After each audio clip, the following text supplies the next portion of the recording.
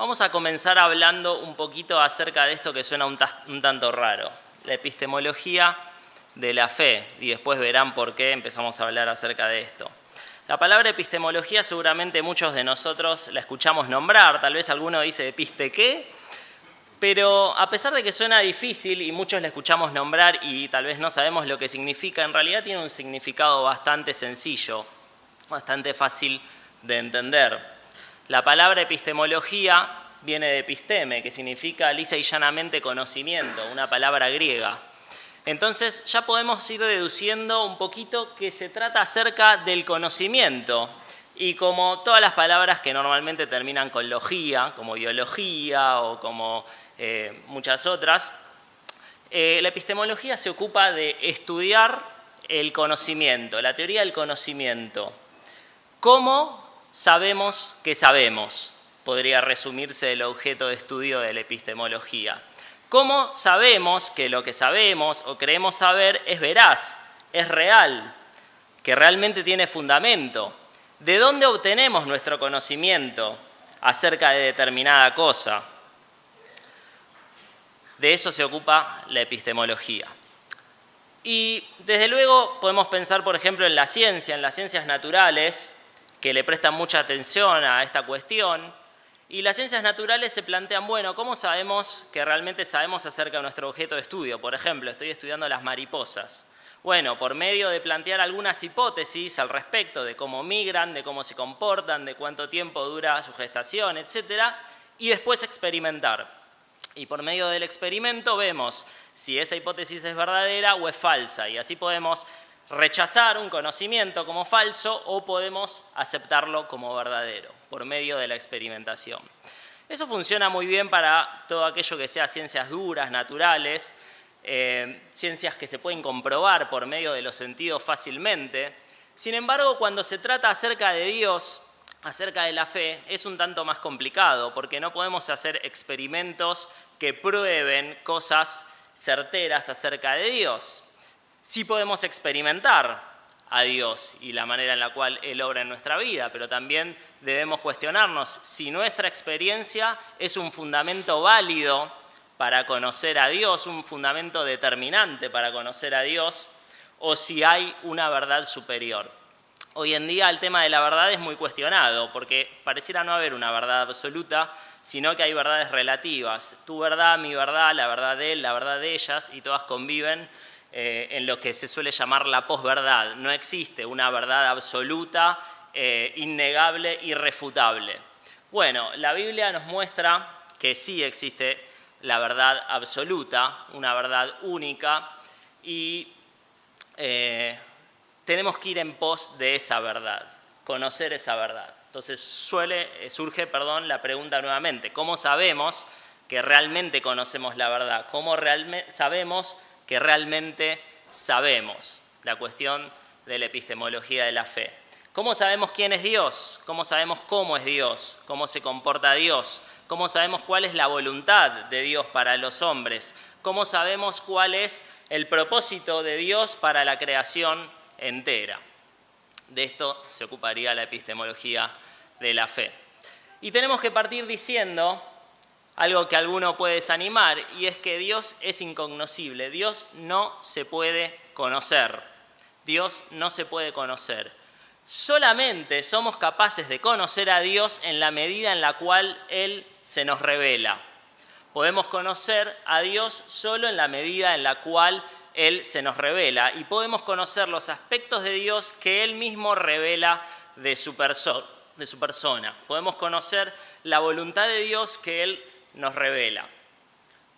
Y es así que hablamos de este concepto, revelación, la revelación de Dios. Dios dándose a conocer a los hombres de diversas maneras.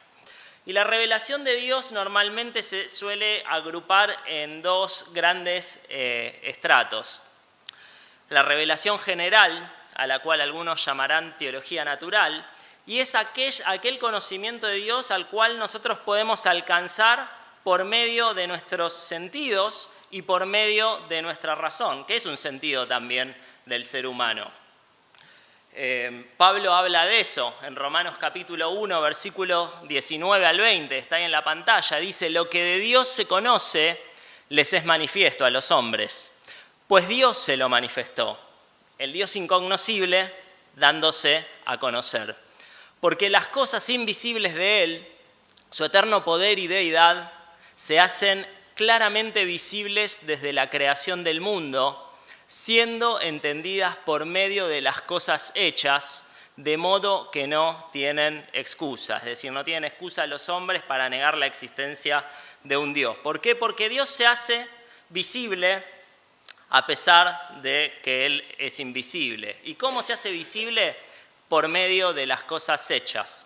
Hay un principio de causa y efecto, y el hombre, que puede percibir sensorialmente esta creación, el sol, los astros, la naturaleza, llega a pensar, por medio de su sentido de la razón, hay una causa para que todo esto exista. Conocimiento, revelación general de Dios, conocimiento natural de Dios. Ahora, si bien Dios se da a conocer de esta forma a la humanidad, la revelación general de Dios es insuficiente. Porque tal como dice Pablo, al ver la naturaleza nosotros podemos comprender que hay un Dios poderoso detrás de esa naturaleza, capaz de crear el universo entero, y podemos llegar a percibir que hay un Dios que es bondadoso, que provee a sus criaturas de lo necesario para subsistir. Hay muchas cosas de Dios que no nos son reveladas naturalmente. No nos es revelada, por ejemplo, su santidad. No nos es revelada su justicia ante el pecado. No nos es revelada su voluntad hacia el hombre. No nos es revelado su plan escatológico para el devenir de la humanidad en los tiempos postreros. No nos es revelado su plan de redención y de salvación para el hombre al pecador. Simplemente con la revelación general no basta, es insuficiente. Y es por eso que desde el mismísimo comienzo Dios se reveló de manera específica, de manera especial al hombre, lo que algunos llamarían teología sobrenatural.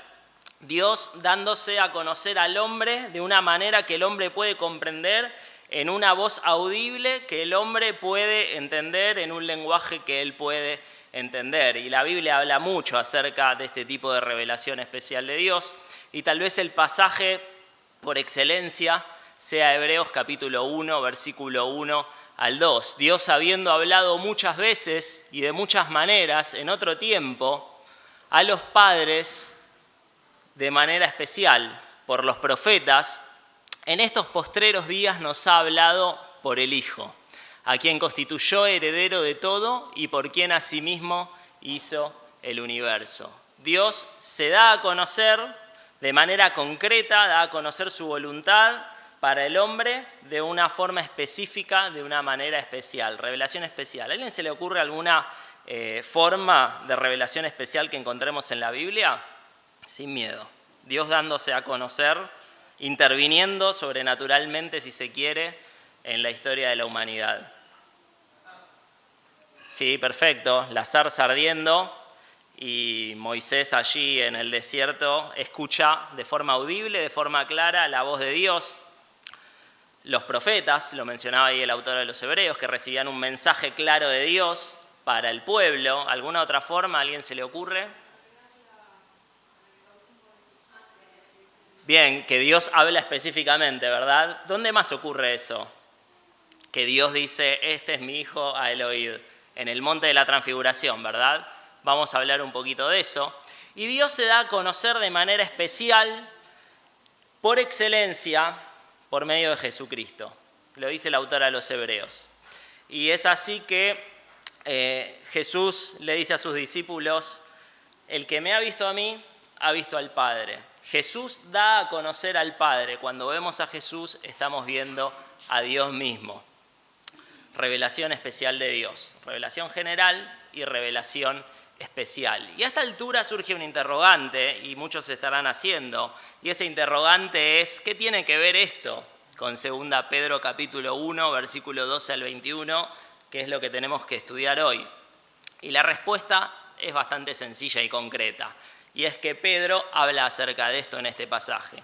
Y este pasaje puntualmente aborda 3 enseñanzas sobre la revelación especial de Dios que vamos a estar viendo en esta noche. Acompáñenme entonces a leer 2 Pedro, capítulo 1, versículo 12. Dice: por esto yo no dejaré de recordaros siempre estas cosas, aunque vosotros las sepáis y estéis confirmados en la verdad presente. Pues tengo por justo, en tanto que estoy en este cuerpo, el despertaros con amonestación, sabiendo que en breve debo abandonar el cuerpo, como nuestro Señor Jesucristo me ha declarado. También yo procuraré con diligencia que después de mi partida vosotros podáis en todo momento tener memoria de estas cosas. Porque no os hemos dado a conocer el poder y la venida de nuestro Señor Jesucristo siguiendo fábulas artificiosas, sino como habiendo visto con nuestros propios ojos su majestad. Pues cuando Él recibió de Dios, Padre, honra y gloria, le fue enviada desde la magnífica gloria una voz que decía: este es mi Hijo amado, en el cual tengo complacencia. Y nosotros oímos esta voz enviada del cielo cuando estábamos con Él en el Monte Santo. Tenemos también la palabra profética más segura, a la cual hacéis bien en estar atentos, como a una antorcha que alumbra en lugar oscuro, hasta que el día esclarezca y el lucero de la mañana salga en vuestros corazones.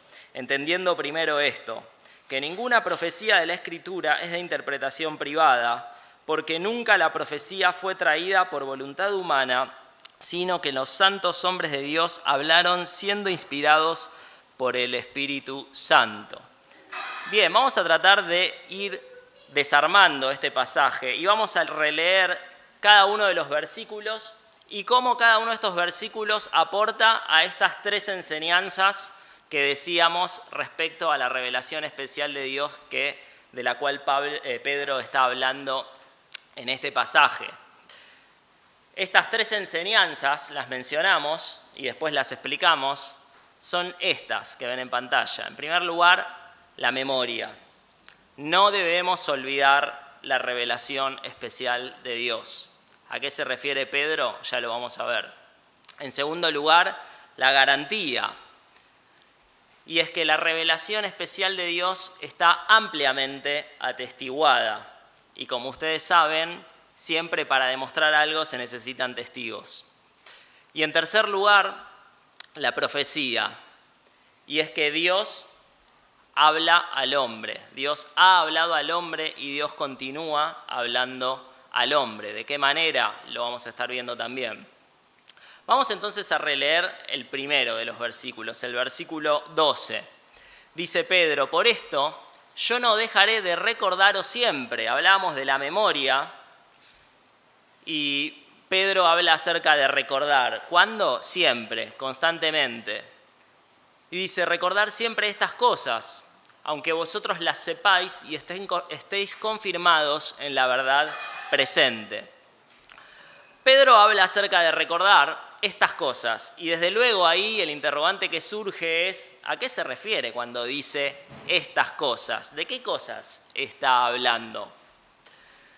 Y también dice que si evidentemente olvidamos estas cosas, que todavía no sabemos cuáles son, se corre el riesgo de caer de la verdad e incurrir en la mentira, reemplazar la verdad por la mentira. Así que evidentemente es importante entender a qué se refiere con estas cosas.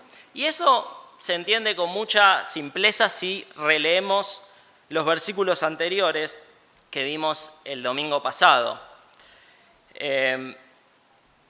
Vamos a partir del 3, capítulo 1, versículo 3, y ya ahí en la primera palabra encontramos la respuesta. Como todas las cosas que pertenecen a la vida y a la piedad nos han sido dadas por su divino poder, mediante el conocimiento de aquel que nos llamó por su gloria y excelencia. ¿Qué cosas? Todas las cosas que pertenecen a la vida y a la piedad. Después sigue mencionando las cosas, versículo 4, por medio de las cuales, esas cosas, nos ha dado preciosas y grandísimas promesas. Esas cosas contienen promesas, para que por ellas llegaseis a ser participantes de la naturaleza divina.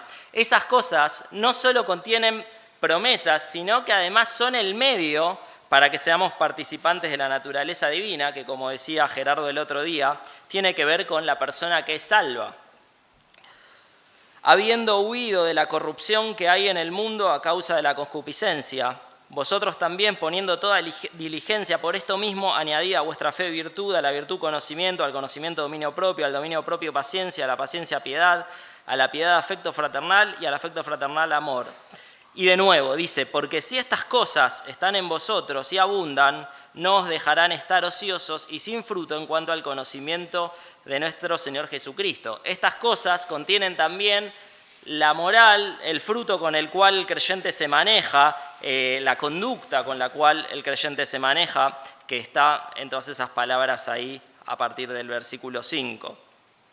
Versículo 9, pero el que no tiene estas cosas tiene la vista muy corta, es ciego, habiendo olvidado la purificación de sus antiguos pecados. Fíjense, estamos hablando de memoria y acá Pedro dice que quien no tiene estas cosas olvidó. Para mantener esas cosas hay que recordar, hay que tener memoria y es lo que él quiere hacer, recordarles siempre. Versículo 10, por lo cual, hermanos, tanto más procurad hacer firme vuestra vocación y elección, porque haciendo, nuevamente, estas cosas, no caeréis jamás. Porque de esta manera os será otorgada amplia y generosa entrada en el reino eterno de nuestro Señor Jesucristo y Salvador Jesucristo. Y ahí llega el versículo 12. Por esto, yo no dejaré de recordaros siempre estas cosas, aunque vosotros las sepáis. Estas cosas que Pedro define como todo lo que necesitamos para la vida y para la piedad, tiene que ver con la palabra de Dios, tiene que ver con la revelación especial de Dios, que sirve para nuestra conducta, que sirve para nuestra salvación, que sirve para nuestra vida, para todo aquello que nosotros necesitamos vivir, para vivir una vida que glorifique a Dios, Dios nos lo ha dado, es lo que está diciendo Pedro. Todas las cosas que pertenecen a la vida de la piedad nos han sido dadas por su divino poder. Y tiene que ver con el conocimiento. Hablábamos acerca de cómo sabemos que realmente sabemos lo que debemos saber, aquello que verdaderamente es real. Y dice, mediante el conocimiento de aquel que nos llamó por su gloria y excelencia, conociendo a nuestro Señor Jesucristo, ni más ni menos. El versículo siguiente, el 13, dice, pues tengo por justo, en tanto que estoy en este cuerpo, el despertaros con amonestación. Da la idea de que quizás estaban un tanto adormecidos los hermanos, de que quizás habían caído en el sueño y no estaban tan despiertos, que tal vez estaban empezando a olvidar algunos de los elementos de la fe que nos fueron revelados por medio de la Escritura en nuestro tiempo, por medio de la predicación apostólica también en aquel tiempo. Y Pedro tuvo una experiencia bastante particular con el tema de quedarse dormido. Cuando Pedro estaba en Getsemaní, se quedó dormido. Él estaba bastante seguro de sí mismo. Poco tiempo antes le había dicho a Jesús que él jamás lo dejaría, que él estaría dispuesto a morir por él, pero Pedro se queda dormido. Pedro no puede velar y estar en oración. Y luego de esto, Pedro cae y cede ante la tentación. Se creía estar bastante firme, pero finalmente cae. Y es por esto que Pedro le está diciendo a las iglesias aquí, a las cuales iban a leer esta carta, que ellos debían estar constantemente recordando las verdades de la fe, porque si no corrían el riesgo de dormirse y de caer en la mentira. Pedro también dice que en tanto que estoy en este cuerpo, como ya sabemos y lo mencionaba Gerardo el otro día, esta es una carta de despedida de Pedro, prácticamente como 2 Timoteo lo es para Pablo. Él ya sabía que pronto iba a ser ejecutado, posiblemente ya estaría condenado, según algunos dicen, y él sabía que iba a dejar este cuerpo. Y no encuentra una cosa más importante que hacer que cumplir lo que el Señor le había encomendado cuando le dijo, apacienta mis ovejas. Y lo está haciendo recordándoles las verdades de la fe, para que no las olviden. Acá Pedro amplía esa idea, dice, sabiendo que en breve debo abandonar el cuerpo, Y agrega, como nuestro Señor Jesucristo me ha declarado. Ustedes recordarán, está en Juan capítulo 21, no lo vamos a leer, pero el Señor le anunció de antemano a Pedro que él sería ejecutado y a la par pareciera también que le anunció a Juan que él llegaría hasta bastante viejo. El versículo 15 termina con esta sección en la cual se nos habla acerca de que tenemos que tener memoria, recordar y siempre tener presente la revelación de Dios, diciendo también yo procuraré con diligencia que después de mi partida vosotros podáis en todo momento tener memoria de estas cosas. ¿Y cómo lo iba a hacer? ¿Cómo iba a hacer después de su partida para recordarle a los creyentes todas estas cosas si él ya no iba a estar? Con la carta, con las cartas, excelente, con sus enseñanzas escritas, mediante su obra literaria inspirada por Dios.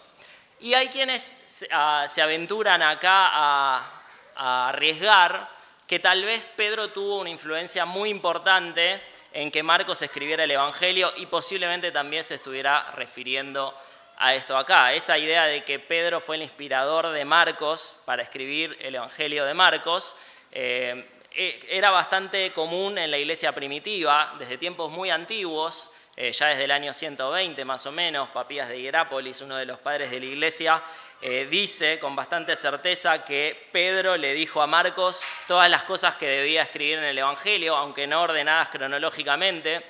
Más adelante Eusebio, también el famosísimo historiador de la iglesia romano del siglo IV, menciona lo mismo.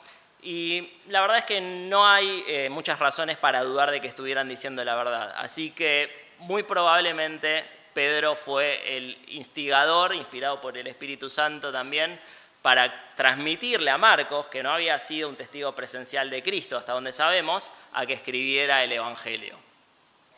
Entonces, las verdades de la fe no deben olvidarse, es fundamentalmente lo que le está diciendo Pedro a sus lectores. La firmeza presente no es garantía si no se mantiene ese recuerdo vivo de la obra de Dios, de lo que Dios nos manifestó por medio de su revelación especial. Se corre el riesgo cuando creemos que ya no tenemos más que aprender, más que entender, más que refrescar de nuestra memoria acerca de lo que Dios nos reveló en su palabra, de que nos ocurra lo que le ocurrió a Pedro, quedarnos dormidos y caer en la tentación. Pedro estaba cumpliendo, como dijimos, el ministerio pastoral que Jesús le había encomendado, y en el momento cúlmine de su vida, en donde uno quisiera decir las palabras más trascendentes e importantes que podría llegar a decir, porque sabe que el tiempo se le agota, no concebía una actividad de mayor importancia que recordarle a los hermanos todas las cosas que nos fueron dadas para la vida y para la piedad. Pedro finalmente estaba abocado a dejar por escrito las verdades de la fe para que en el futuro estas verdades no fueran olvidadas. Y podemos concluir en base a esto que la revelación especial de Dios, es decir, Dios hablándonos de una forma entendible, en este caso por medio de las Escrituras, nos instruye constantemente para que no olvidemos las verdades de la fe. Entonces, para no olvidar en qué creemos, para no olvidar nuestra fe, para no olvidar de qué manera tenemos que conducirnos, tenemos que tener un contacto directo y estrecho con las Escrituras, con la revelación especial de Dios. El segundo aspecto que Pedro aborda, tajante a la revelación especial de Dios, lo llamamos en este caso la garantía. ¿Tenemos garantía de que esta revelación especial de Dios es auténtica? ¿Cómo sabemos que realmente esto que creemos saber es veraz? Versículo 16 dice, porque no hemos dado a conocer el poder y la venida de nuestro Señor Jesucristo siguiendo fábulas artificiosas, sino como habiendo visto con nuestros propios ojos su majestad. Pedro le está diciendo a estas personas que no habían visto con sus propios ojos a Jesús, yo lo vi, y no solamente lo vi como una persona más, lo vi en toda su gloria y en toda su majestad. Como se ve en un versículo posterior, se está refiriendo claramente a la transfiguración de Jesús, allí donde Jesús corrió el velo de su humanidad para que su divinidad se deje ver. Y es muy probable que tal como vimos en 1 Pedro, los creyentes estuvieran recibiendo ataques a su fe, hubiera personas cuestionando la fe de los creyentes, cuestionaran acerca de que Jesús no era Dios, tal vez cuestionaban respecto a su ascensión, acerca de su resurrección, tal vez cuestionaban acerca de su segunda venida, y es por eso que también Pedro la menciona en este pasaje. Y Pedro les está diciendo, a mí nadie me lo contó, yo esto lo vi con mis propios ojos y se los transmito a ustedes. Y el Nuevo Testamento le da mucha importancia a esta idea de los testigos. En algún lugar se nos dice que más de 500 testigos vieron a Jesús resucitados. Y habiendo un grupo tan numeroso de gente, difícilmente el cristianismo hubiera progresado si se trataba simplemente de una mentira.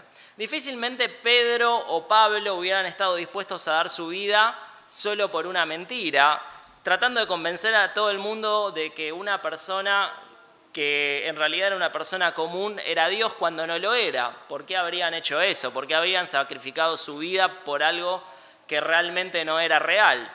Sin embargo, ellos estaban confiando en algo que habían visto con sus propios ojos. Y Pablo se lo transmite aquí a los creyentes.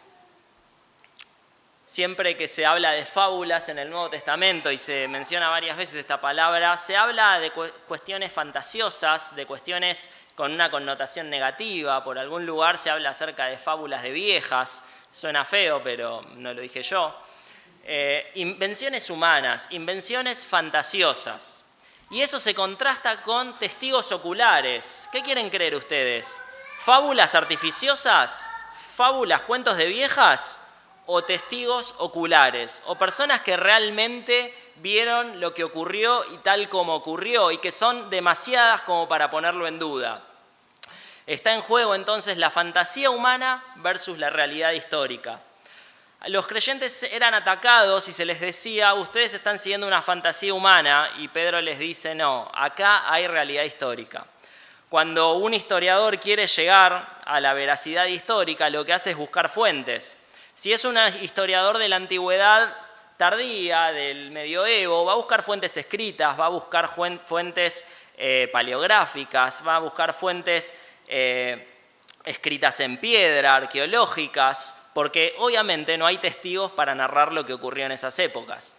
Ahora, cuando un historiador está narrando la historia reciente, hace 20, 30 años atrás, por lo general, además en nuestra época de documentos periodísticos y demás, las fuentes suelen ser testigos. Se entrevista a los protagonistas si están vivos y si no están vivos a aquellos que estuvieron presentes en aquellos hechos.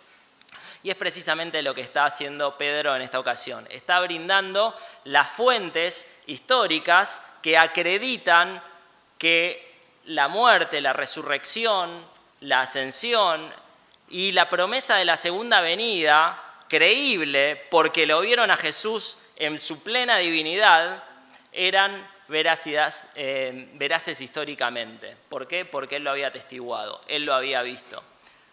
Algunas de las cosas que se podían llegar a poner en duda eran doctrinas fundamentales de la fe y que hacen a la creencia cristiana y sin las cuales el cristianismo no tiene sentido, como mencionaba recién, la divinidad de Cristo, la resurrección, la ascensión, la segunda venida. ¿Cómo sabemos que son reales? ¿Cómo aplicamos la cuestión epistemológica a estas cosas? Se preguntarían los lectores de Pedro, y Pedro les da la respuesta, testigos oculares. Él y muchos otros habían presenciado todas estas cosas. El versículo 17 dice, pues cuando él recibió de Dios Padre honra y gloria, Jesús, le fue enviado desde la magnífica gloria una voz que decía, este es mi Hijo amado, en el cual tengo complacencia. Revelación especial de Dios por partida doble. Jesús mostrando milagrosamente y sobrenaturalmente toda su divinidad y el Padre hablando de una manera audible que los hombres pudieron captar sensorialmente.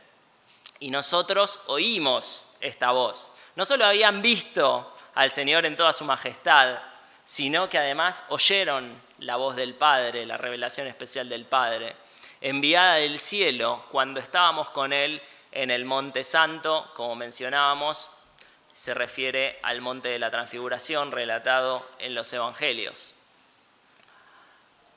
Pedro alude a la revelación de Dios en la transfiguración Y la experiencia sensorial que él y los otros 2 discípulos que con él estaban percibieron, avalaba, pero no es imprescindible. Solo ellos 3 estuvieron en aquel lugar, pero los que creyeron en Jesús fueron muchos más.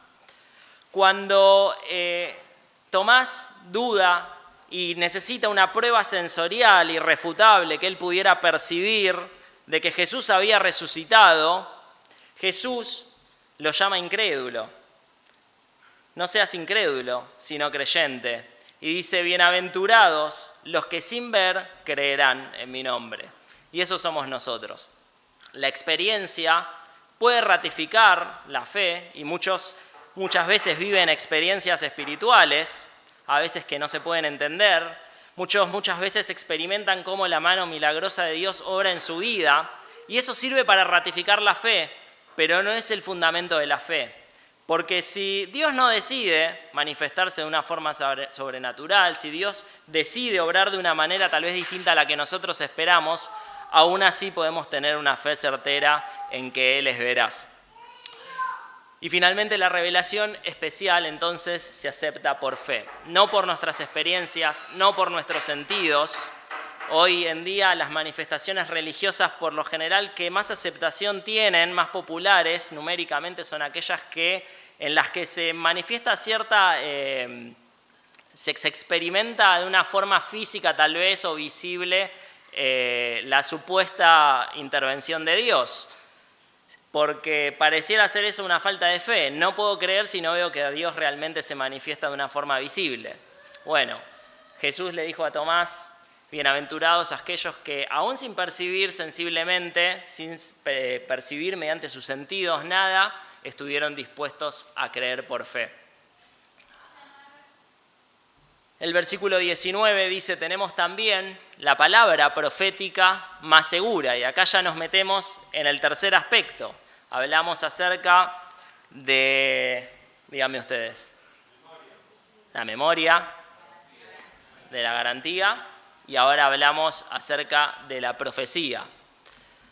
Dice, tenemos también la palabra profética más segura, a la cual hacéis bien en estar atentos, como a una antorcha que alumbra en lugar oscuro, hasta que el día esclarezca y el lucero de la mañana salga en vuestros corazones. Hay varias cosas interesantes en este versículo. ¿Qué es la palabra profética más segura? Bueno, ahí ya está la respuesta. ¿Qué es la palabra profética más segura? Muy bien, Sebastián. Las escrituras no estaban completas en ese entonces, pero había escrituras y cuando dice la palabra profética más segura se está refiriendo claramente al Antiguo Testamento y en nuestros tiempos también el Nuevo Testamento, el cual quedó completo a fin del siglo I, según entendemos. La palabra profética más segura, revelación especial de Dios, Dios revelándose a geógrafos, es decir, los escritores de la Biblia, para transmitir su mensaje a la humanidad y que queda plasmado en las páginas de las Escrituras. Revelación especial de Dios. Esto es revelación especial de Dios y está a nuestro alcance las 24 horas del día, los 7 días de la semana. Y Pedro dice, tenemos esto y aprovechémoslo. Dice, a la cual hacéis bien por estar atentos a esta revelación especial de Dios, a esta palabra que tan cerca y con tanta disponibilidad tenemos cada uno de nosotros.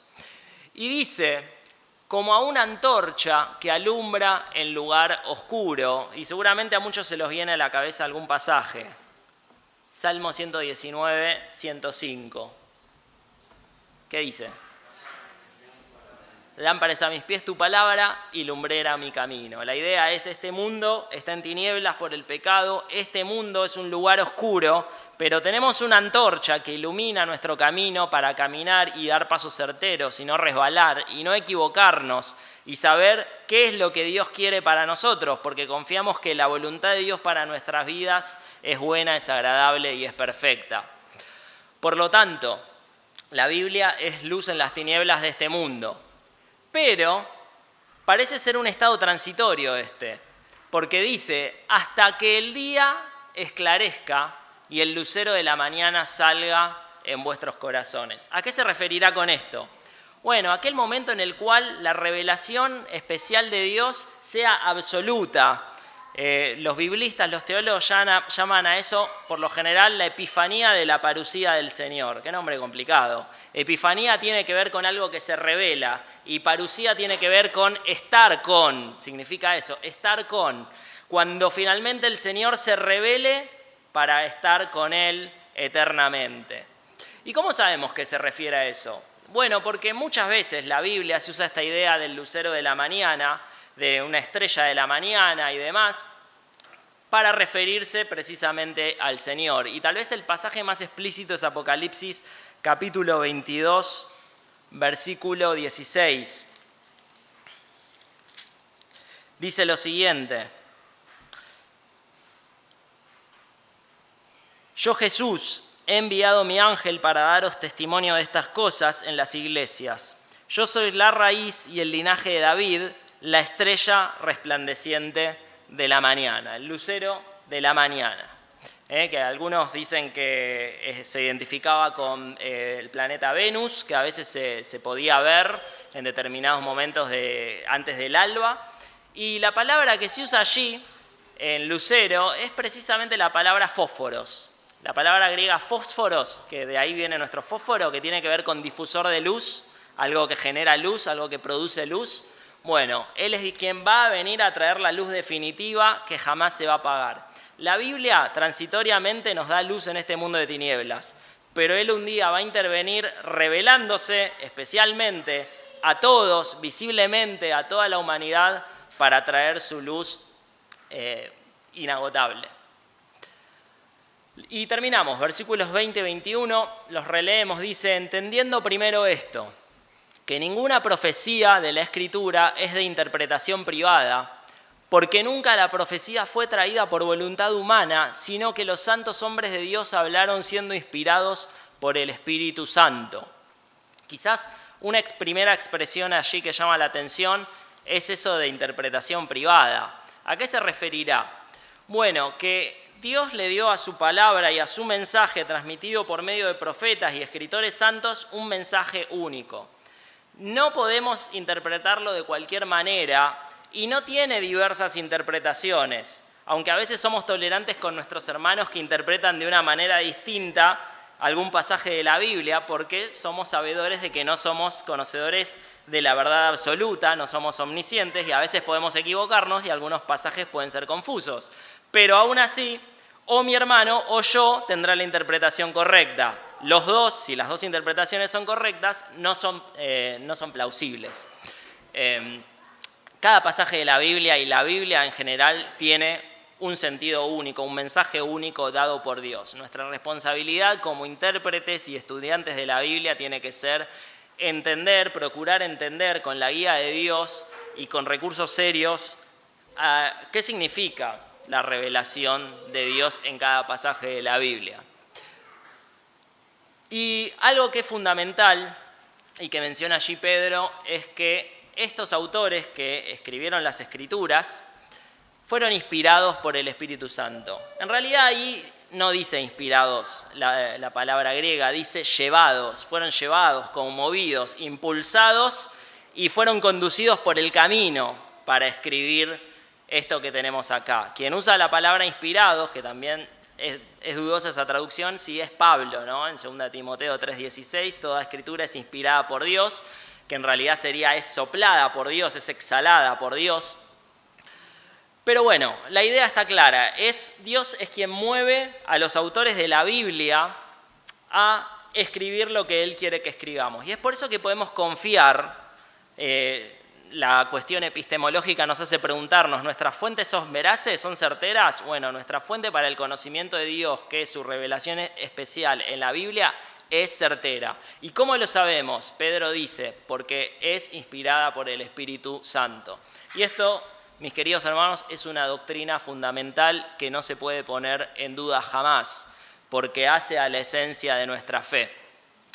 La Biblia es la revelación normativa, y presten atención a esa palabra, normativa de Dios para este tiempo. ¿Dios pudiera revelarse de otras maneras? Lo ha hecho en el pasado. ¿Quién soy yo para decir que Dios no puede revelarse de otras maneras en este tiempo? Pero toda supuesta revelación de Dios debiera estar subordinada a la palabra de Dios. Yo no puedo decir, Dios me mostró después de mucha oración que tengo que dejar a mi esposa. ¿Por qué? Porque claramente en su palabra inspirada, inerrante, Él me dice que tengo que estar con mi esposa hasta la muerte.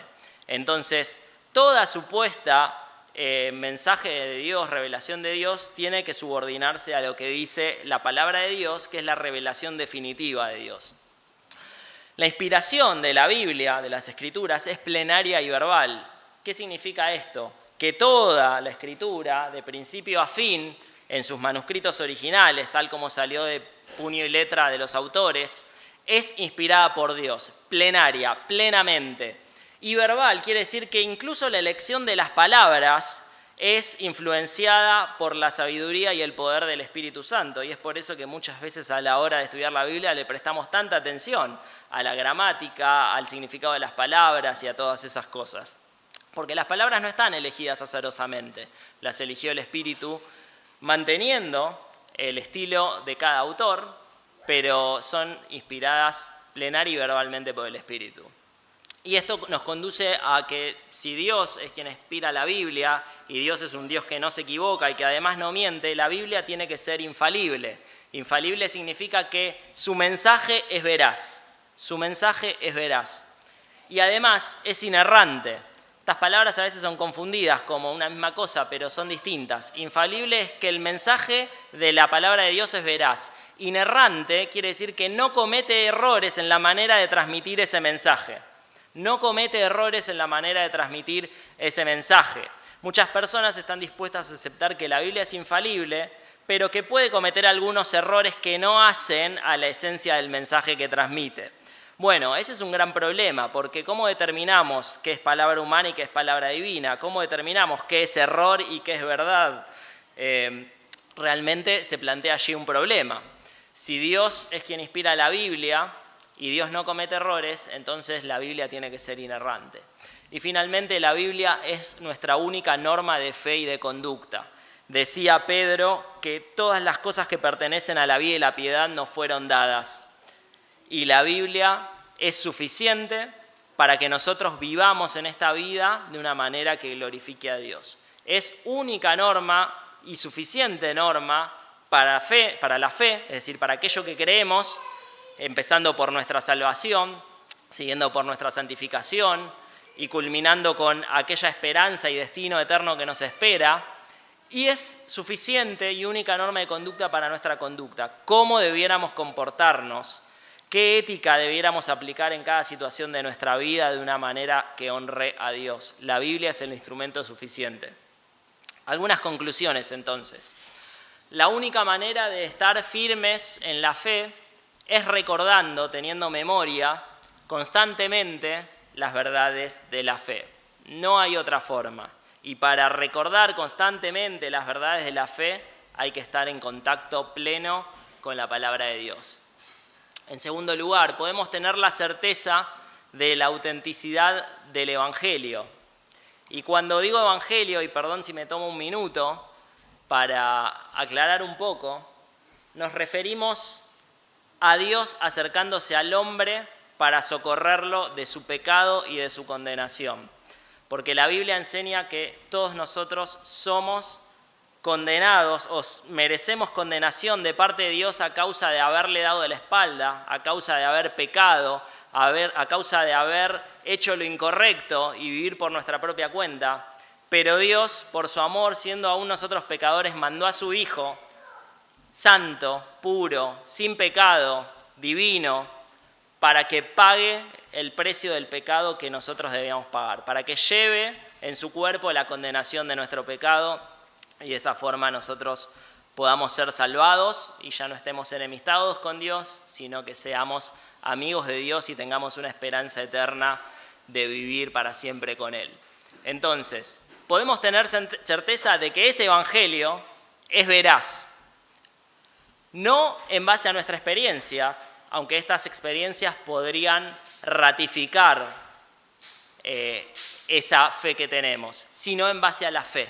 precisamente en base a creer. Tenemos que creer en el Evangelio y luego aquellas experiencias que vengan en nuestra vida serán un complemento. Y finalmente, la Biblia es nuestra principal fuente de luz en este mundo hasta que el Señor vuelva, hasta que el Señor se revele definitivamente y todos nosotros podamos verle cara a cara. Y reitero esto, esa es la esperanza de aquellos que aceptamos a Jesús como nuestro Salvador, aquellos que creemos por la fe y nos arrepentimos de nuestro pecado, aceptando que Jesús murió para salvarnos de nuestro pecado. Que podamos reflexionar en estas cosas y que podamos cada vez más vivir vidas cercanas a la Biblia, que buscan la voluntad de Dios día a día en las palabras de la Biblia. Amén.